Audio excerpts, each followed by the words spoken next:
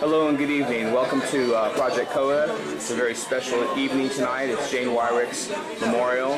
Ms. Weirick was a very, very big person in the marijuana movement, and tonight we're going to hear some speakers and we're going to talk about Jane's life and celebrate Jane's life. Once again, I'm Dan Candela.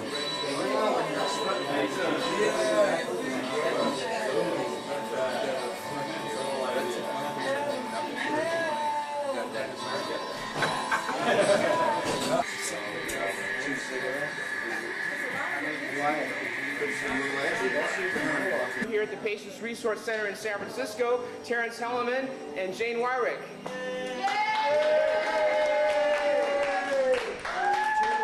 Two colleagues trying to alleviate pain and suffering and to make medical marijuana available to people who have a doctor's recommendation. I congratulate Jane and Wayne and the people who have put this together, and hopefully we will be able to integrate successfully into the community and carry on with the humane purposes of this community. All right, thank you. And here's the 4 more years of Terrence.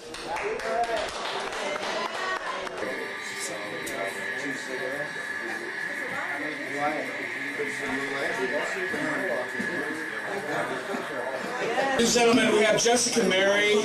This is Jane's beautiful daughter. She's growing up, and she looks stunning. Jane is proud, and I know I am.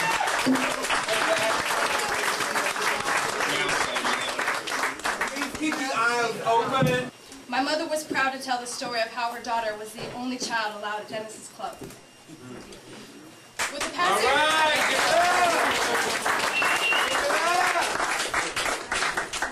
the passing of my mother, I would like to mark the achievement of safe access in the Bay Area. I would extend a prayer that all suffering people who would find relief in medicinal marijuana are allowed to pursue that relief openly, with integrity, and in the spirit of everything that my mom cultivated herself to represent.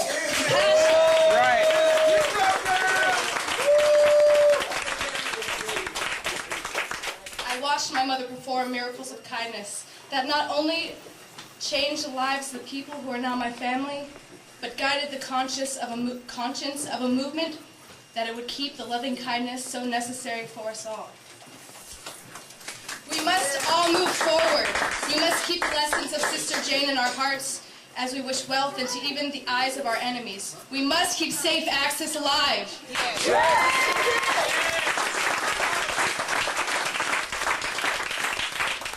And the next time you get your medicine without having to compromise the integrity of yourself or your surroundings, whisper a thank you to my mother. Yeah! Sure. Thank you, Jessica. Okay, everybody, that was Jessica Mary.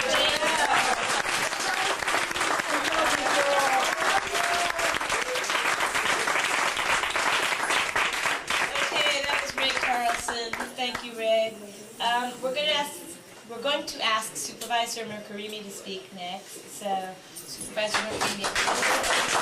I was here with my mentor, my former boss, Terrence Hellerman, when this club opened. And I had the occasion, I think twice, I had met Jane.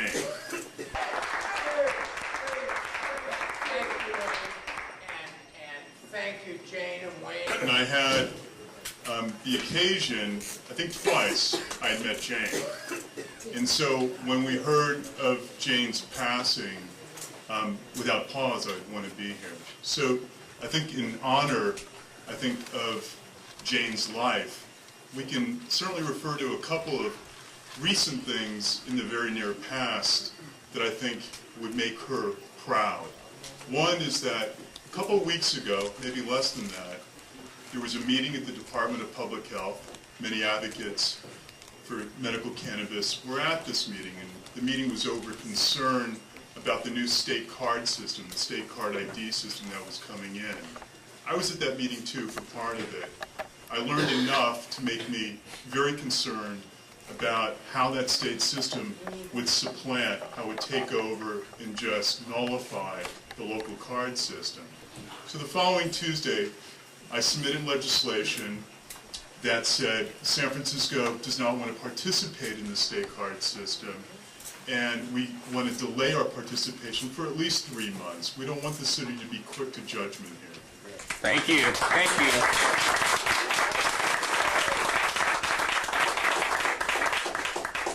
The legislation the following week, this past Tuesday, it passed unanimously. And then we heard from the State Department of Public Health that they're going to back off from the implementation of the state system.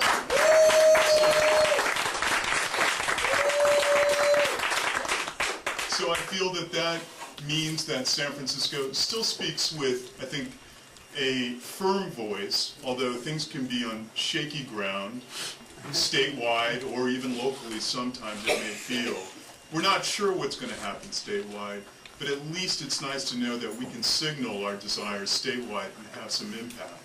The second thing is, I know that there's a lot of concern and disinformation, to say the least, about what we're trying to do in San Francisco. Make no mistake about this. If you don't know me, then you should know this. There is no way that we would ever turn our back on ever impeding access to medical cannabis in this city. Never. All right.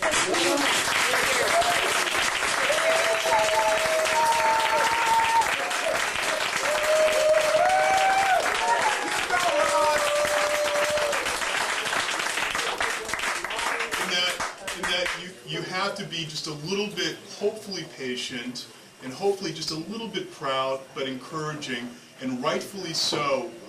Always remember to keep that bat hanging over our heads so that we do produce the kind of law that will make everybody absolutely feel safe, absolutely feel affirmed in everything that they have fought for so many years in getting us to this place. And beyond that, taking us to a new milestone, which has always been my endeavor, that advances the medical cannabis movement so that we come out of the dark ages and that we're legitimized in the way that I think we should be legitimized. This is not an easy street, and it's never been, I think, easily explained, but I believe instinctively you all know what I'm talking about. And I guarantee you I don't have a roadmap. And so it does not occur without hitting bumps in the road that I feel like this is the right way to go, even though if it may bump into folks who are friends of ours. But I guarantee you that the commitment is solid, and that what should prevail and what I expect to prevail is exactly the kind of law that not only can we be proud of here in this room, but also here in the city, and that quite frankly, I think that will be landmark for the rest of other cities in California and beyond. So in honor of Jane, I wanted to at least do this, kind of make it official from the Board of Supervisors. Oh yeah.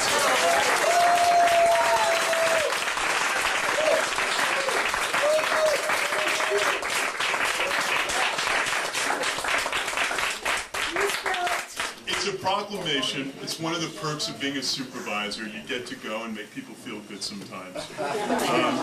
So, proclamation. Whereas for over 20 years, Jane was a dynamic and prominent organizer for the legal use of cannabis, and whereas Jane was a tireless fighter on behalf of medical cannabis patients, founded numerous Bay Area dispensaries and served as a consultant for 36 other club owners across California. And whereas Jane co-founded the San Francisco Patients Resource Center and the Hayward Patients Resource Center. And whereas Jane dedicated her life to patients' rights, harm reduction, and community service, as she was deeply affected by the AIDS epidemic and the death of her mother when she was 12. And whereas Jane helped launch the Medical Cannabis Association, a trade group designed to establish practice standards in the interest of growers, distributors, and patients. And whereas Jane won the Honorary Goddess Award from... That's very cool, because I used to subscribe to High Times. Whereas Jane is best honored by continuing the fight for safe access and reasonable drug policy, is to only conclusion the ending of the war on drugs. Therefore, be it resolved that I, Ross Mercarimi, supervisor in the City and County of San Francisco, honor Jane for her selfless service to patients and her outstanding contributions to the medical cannabis movement. Thank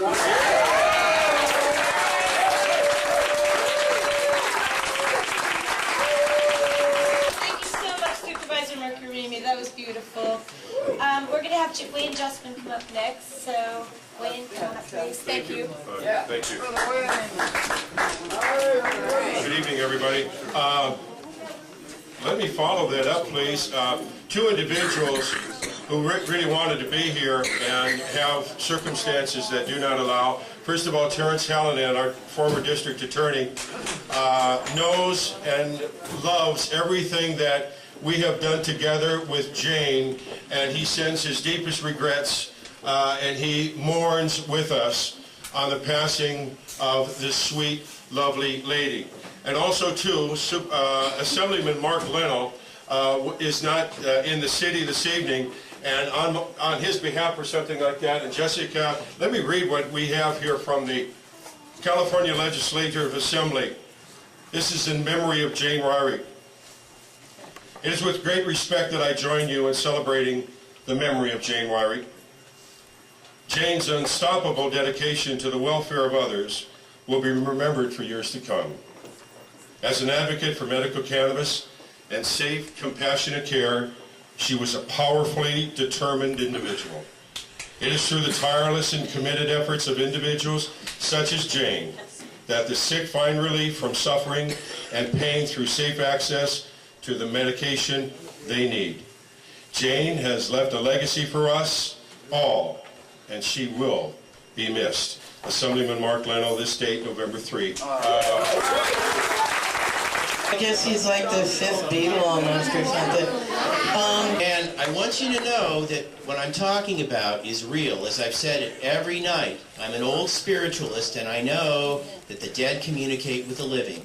And spiritualism goes across all cultures and tends to be a part of most tribal religions. So the truth of the matter is, love is more powerful than anything in the universe, including death. Excellent.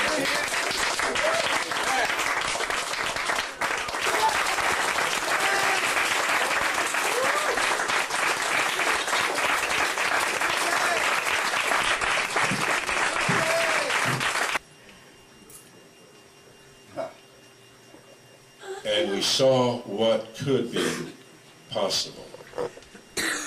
We saw what could be possible. And Jane Weirick will make certain that that door will always remain open for us to have safe access to our medication. All right.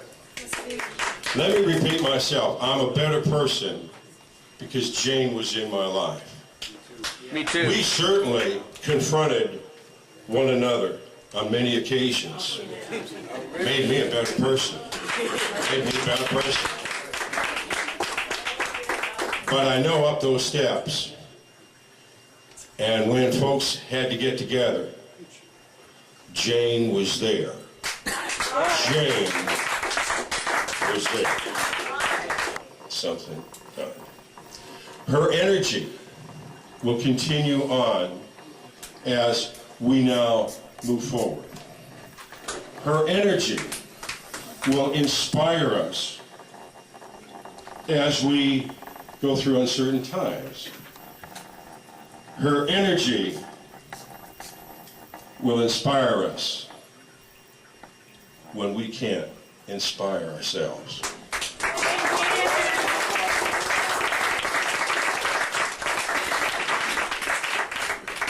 While I was standing here listening to these wonderful people speaking, Supervisor Mercarimi, if you are still here, thank you ever so much for sharing part of your evening with us. That is For sure. so very kind, so very kind.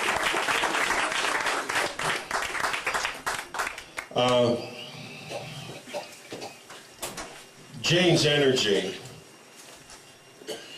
is what we all need. Jane's energy is what she has not left to us, but rather given to us. She gave us her energy. My point, as I was standing back here, I was looking at people, and Bonnie and Steve came in. Jane, welcome home. Yeah. So when tomorrow starts without me, don't think we're far apart. every time you think of me, I'm right here in your heart. I love you all. Love you. All right, everybody, that was Wayne Justman. Thank you, Wayne. Yeah, wait. I'd like to ask if Dennis would be willing to come up and say a few words. I didn't get a chance to ask him ahead of time, so... Please, Dennis. Dennis, would you please? Thank you. I told Jessica that I came here tonight for her. I'm not sure when I met Jane. I kind of really remember when I met Jessica. She was just a really little kid. She was about 9 or 10. I see her tonight, and she's like a woman. She's kind of dressed up in a business suit, and much like I remember her mother. And I think about Jane and how she's going to carry on through Jessica's body. And I think about Jane, what an astute person she was. Like, she was political as well as I am. And I used to bounce off her because she was so political. And she had her eye on the prize. And that was marijuana legalization. Totally outright marijuana legalization. And she also, that was our goal. I mean, I met her not through the medical marijuana, but through the marijuana movement. And it was the AIDS epidemic that set the world died of AIDS. Just a little exception for those people. And if we could do that, maybe we could build on that to have more legalization for everybody, for the medicine that we know it is, for everybody. And we did that. And I bounced off Jane a lot, and because she was very astute, and she was a good businesswoman too. She helped me. Well, she was a money counter. I remember we used to have just people that counted money, and she was very astute with that. And she also set up a system to find out how much was missing that day. And well, we were only robbed or went out the door 20%. We were doing a good day. And she said, "Oh well, good day, Dennis. 17% of the pot went out the door without money." I said, "Well, that's all right." I never did it. I never cared about the money. I never cared anything about the money. I always kept my eye on the prize, and Jane too. All she said was, "We got to keep the ship afloat, but keep our eye on the prize." And the prize was the legalization of medical marijuana. There you go. But in the end, it had to be the legalization of this valuable medicine for everybody, without a doctor's note, and without registration, without being monitored by the Exactly. cops. Yeah. This is America. I've done everything. I feel like somehow Jane leaving us is part of the whole thing. I've been robbed, and we have been robbed. I know it's not anybody's fault that Jane died, but it is a fault that maybe that marijuana is not legal because we didn't do enough. Maybe we're not doing enough now. People asked me the other day, "Well, how do you feel about these regulations of the club?" I said, "I think it's bullshit. I don't think we need regulations." But then a part of me said, the clubs have been not what we started out to be. They started out, it was totally illegal, number one. Marijuana was totally illegal. We started a club in the middle of the war on drugs in the Castro area in response to the AIDS epidemic. We fully expected to get busted and make our case in court. And in the end, we did get busted. But we made our case in the court of public opinion. And we passed Proposition 215 from that very illegal club that flourished so brightly on Market Street. From that club, we did set apart. We took the weakest members of our society, the sick people, the dying, the people in wheelchairs, people that had no say. You see, in America, you're good looking, you're young, you got money, everyone wants you. But you're wounded, you're in a wheelchair, you're sick, you're not as valuable to America. I took those people and I brought them together to a movement, to make a movement about compassion, about changing America. And it was such an honor to have Jane, people like Jane, with me on this fight. And the ultimate fight was the legalization of marijuana. And now it's become, I've been a little depressed about the marijuana movement lately because it seems like no one wants marijuana legal anymore. It seems like we're all very cozy and comfortable with the clubs, We have our little clubs. We have our money. We buy our pot there, and we feel like a part of something. And but that has taken off the pressure to legalize marijuana. The pressure is off. And you know, the forces that didn't want marijuana legal, you know, the 46% of the people that voted against Prop 215, and then they have their own reason. But part of it is us, too. That we are comfortable with the things that are making us uncomfortable. We are comfortable with paying outrageous prices for marijuana. And you know, about 5 or 6% of the workforce is involved in the marijuana movement. I mean, not just buying it, growing it, selling it. Prosecutors, district attorneys, clerks, jailers, and you know, the biggest contributor to the No on 215 campaign, it really struck me, $50,000 from the guy that sells plastic spoons and forks to the prison system, gave $50,000 against Prop 215. Now I'm thinking to myself, what, does he really want marijuana illegal? He cares about keeping medicine from a sick and dying person? Or is he just a pig at the trough? Right. He wants to fill cells. And no matter how many, I kept to think about, I was not finished with the club. It was not my way of finishing it. The state closed me down. I was under a lot of pressure. The cops are at my door. The cops are guns to my head. Close the club. To my head. Close the club. I had to close the club. But if I had kept going, the clubs would not look like this now. Well, they would look like this, but they would be vastly different. They would be marijuana grown from the farm to the people. There you go. Without the middleman. Without the inflated prices. It would be not $45 an eighth, it would be $45 an ounce. An ounce? A pound, yeah! And so, we are comfortable now with the things that are making us uncomfortable, that used to make us uncomfortable.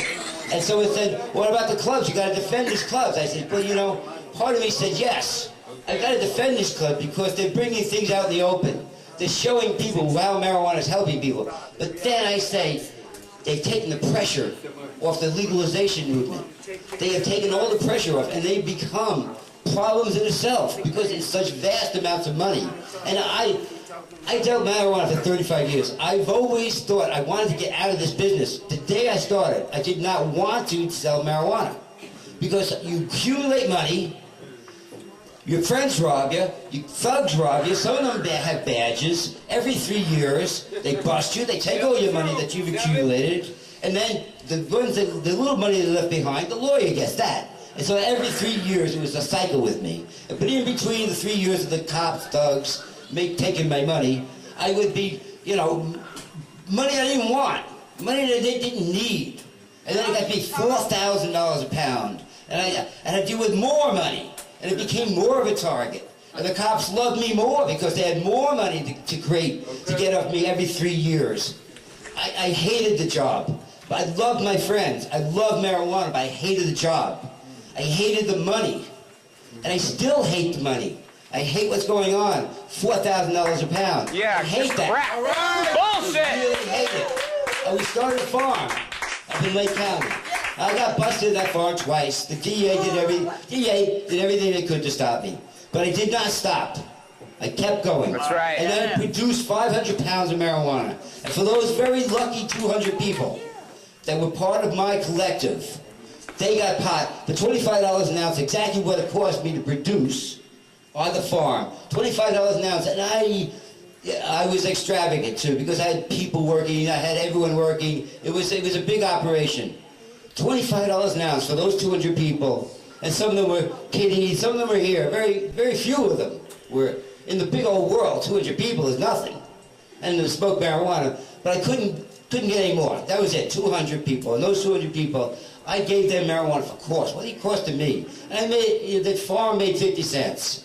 And it's made plenty. Marijuana does not have to be this expensive. We have all... Right. Thank you, Dennis. In my dream, in a recurring dream, that someday there's going to be an uprising There's going to be uprising from us. And we're just going to wake up in the middle of the night. They're just going to destroy the things that are keeping us from being free. We are not going to be ever free. And you know, we're comfortable with the marijuana the way it is. But you know what? Behind all this is a police state brewing. A police state that is going to encompass all of us. And the first they're going to come, they'll come for the tweakers. Oh, well, we're always the tweakers, so there you go. Then they'll come for the junkies. Oh, I'm not junkie, I don't care about that. But then they will come for us. This police state is building. And they are going to come for us.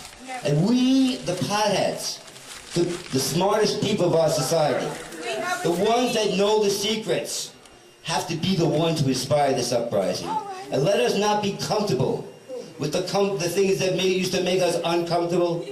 Let us not acquiesce to the man. Let us break the mold. Let us do something bold. Oh, grow marijuana and give it away. Marijuana should be free. There you go. It should be free. It comes from the earth. Free these flowers. And but now I am under, I guess get real, the forces against us. They're all got money and they're armed to the teeth. And that goes from the growers to the cops. Armed and money and armed to the tooth. But it is going to take a lot of courage to do this. Because these guys do not want to give up their jobs. Both sides. And all of us. And we don't want to give up our comfortableness. We have a dream. But we have to. We have to struggle. So the future, will this police state that I'm talking about, will not happen. We can change the course of our world. And by doing that, and even if we fail, we have to do it. We have to do it at all sacrifice, even for ourselves. And the club, when I opened it, I knew I would be sacrificing myself to the guys that have guns and money. But I was willing to sacrifice myself that time. But now I know I must need an army. I need an army to sacrifice their self. In the 60s, we said, they can never take us, they can never take us all. And we should turn ourselves in. And every time we did that, they would never take us. They would only come in the middle of the night with their guns and their spoons, and they would get certain members of us. It's like that Discovery Channel. You know, that lion is looking at all the wildebeest, and there's a million wildebeest, and he just wants one. And the lion gets one, and all the wildebeest start running around, and then they say, oh, they got Joe. Oh, well, let's go on. And the wildebeest keep going. Let us not be those wildebeest that keep going. Let us someday stand up to that lion that is devouring our weakest, devouring and all for the cynical part of money. That's right, yeah. Money for this plant, this herbal plant, this medical plant, this medical miracle plant for money. And I came here tonight for Jessica because I wanted to let her know her mother was for legalization of marijuana. She did not like her job. She wanted free marijuana. And she was one of the few people that I could say that were involved in the movement that didn't want to make money on it. It wasn't about money for her. She loved marijuana. And she loved freedom. And I see that. And it's very hard for me to be able to say we should close these clubs because they're taking the pressure off the marijuana movement. But part of me says these clubs have to do more. And we, as people, have to do more. We have to demand that these clubs do more on our behalf. There you go. And we have to stand up politically to these people that would regulate us as if we are perverts or junkies or something. I'm so sick of this. Registration. The 30 years I've been in San Francisco, 3 of them in prison, and 17 of them have been on probation. 17 years of probation. They have had my soul for 17 years. And I think about how they're doing it still. In the middle of the night, thugs, picking off the weakest members. Oh, they got the Asian guys out there. It's the weak people that have no support. That's what the ones they get. We cannot let that happen. We have to stand united. And like I said, in the 60s, they cannot take us all. And let me end this by just thinking that, you know, in Hindu religion, it is written the day you are born, that the day you will die. It is already written. And so if that's true, whatever happens in between is what you make it. And to have Jane, have you with me, helped me so much go through the hardest times of my life. The times where we were under attack, the times of Dan Lundgren, the times of like 10,000 people wanting pot. I was more afraid not to have pot in the club than the cops. I had to get pot, I'm more afraid of not having pot than I was afraid of the cops.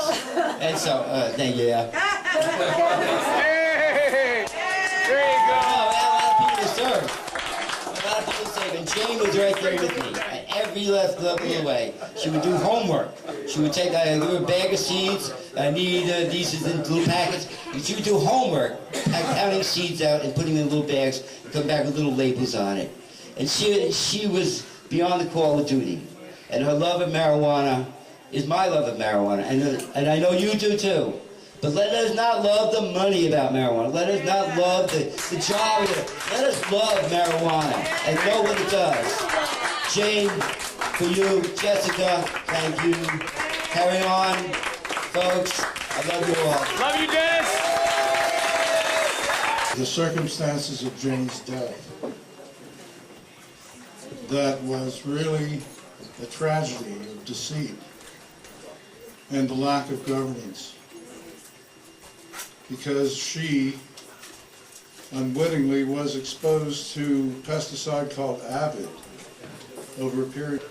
So it's not just in Northern California. This is a dirty little secret that we need to face up to. Not only do we not have this kind of testing for cannabis, what testing do we have for fruits and vegetables that come into this country? What testing do we have for produce that comes from the valley? The answer is none. And the studies that have been done recently as to what kinds of chemicals occur in Bay Area dwellers is one giant list of chemicals, and comply with the Compassionate Use Act of 1996.